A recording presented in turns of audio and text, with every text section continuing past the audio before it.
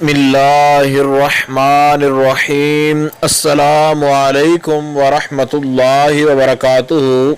बात करेंगे आज शब बारात के खसूसी नवाफिल के हवाला से कि शब बारात को ऐसे कौन से नवाफिल हैं जो अदा किए जाएं तो इंसान के तमाम तर मामलात जो हैं हर एतबार से वो ठीक हो सकते हैं।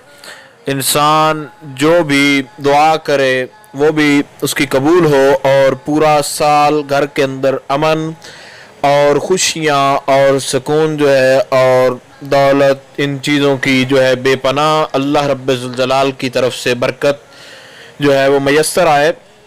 तो आज का ये वजीफ़ा इंतहाई आसान, लाजवाब, मुजर्रब तरीन और बाकमाल वजीफ़ा है और ये सिर्फ़ और सिर्फ 4 नवाफिल हैं जो कि आपको बताए जा रहे हैं। इनको पढ़ने का तरीका आसान तरीन है। सिर्फ़ और सिर्फ आपने कोशिश करनी है कि आप इनको एक ही वक्त में अदा कर लें, यानी ऐसा ना करें कि 2 रकतें पहले अदा करके बाद में कोई और काम करने लग जाएं और 2 जो है वो बाद में अदा करें। कोशिश करें कि इकट्ठे ही चारों जो है ये पढ़ लिए जाएं।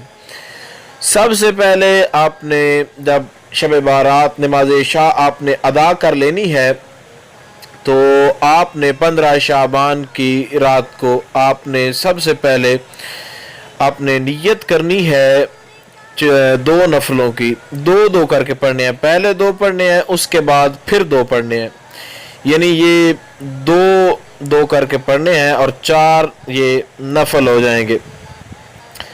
इन 4 नवाफिल के अदा करने के बाद आपने जो भी दुआ की, जो भी अल्लाह रब्बुल जलाल से आपने जिस हाजत की दरख्वास्त की, खालिक़े लम यज़ल आपकी हाजत को ज़रूर बिज़रूर पूरा फरमाएगा।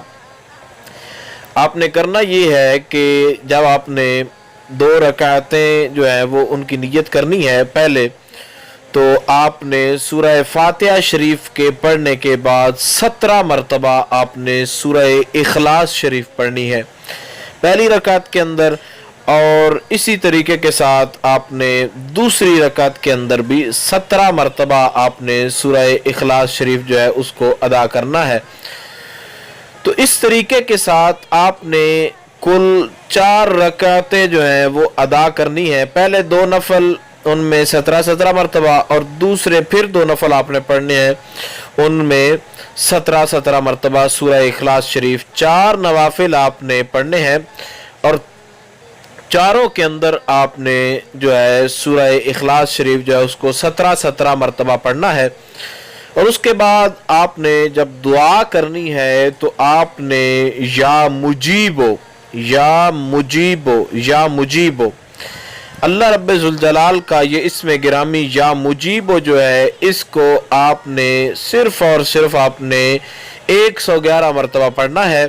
उसके बाद आपने जो भी दुआ मांगनी है इंशाअल्लाह अज़ीज़ अल्लाह रब्बुल जलाल के फजल करम से खालिक़े लम यज़ल की बेपनाह बरक़ात आपको नसीब होंगी और आपकी हर हाजत हर एतबार से हर दुआ आपकी कबूल होगी और पूरा साल खालिक़े कायनात आपके घर के अंदर खुशियाँ, रौनकें और सुकून और दौलत जो है उससे आपको नवाजेगा।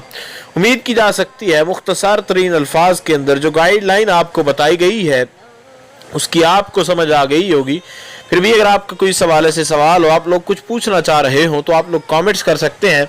इंशाअल्लाह अज़ीज़ मुकम्मल तौर पर ये कोशिश की जाएगी कि आपको आगाह कर दिया जाए। अस्सलामु अलैकुम वरहमतुल्लाहि वबरकातुहू।